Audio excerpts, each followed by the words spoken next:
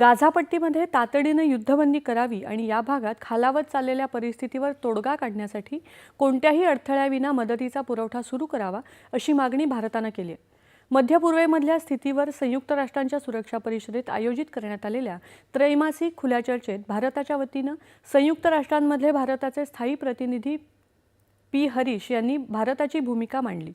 या ठिकाणी होणारी मनुष्यहानी थांबवणं हा या भागातला खालावत चाललेल्या मानवतावादी स्थितीवर पुरेसा उपाय ठरणार नाही असं त्यांनी सांगितलं।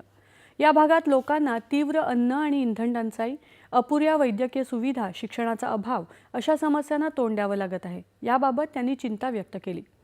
गाझामधली 95% रुग्णालयं एकतर नष्ट झाली आहेत किंवा त्यांची मोठ्या प्रमाणावर हानी झाली आहे असा अंदाज जागतिक आरोग्य संघटनेनं वर्तवलाय।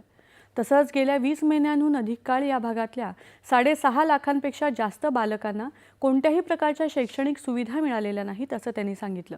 त्यामुळेच तातडीनं युद्धबंदीची गरज आहे, जेणेकरून या ठिकाणी शांतता प्रस्थापित होईल आणि मानवतावादी समस्या संपुष्टात येतील अशी अपेक्षा हरीश यांनी व्यक्त केली।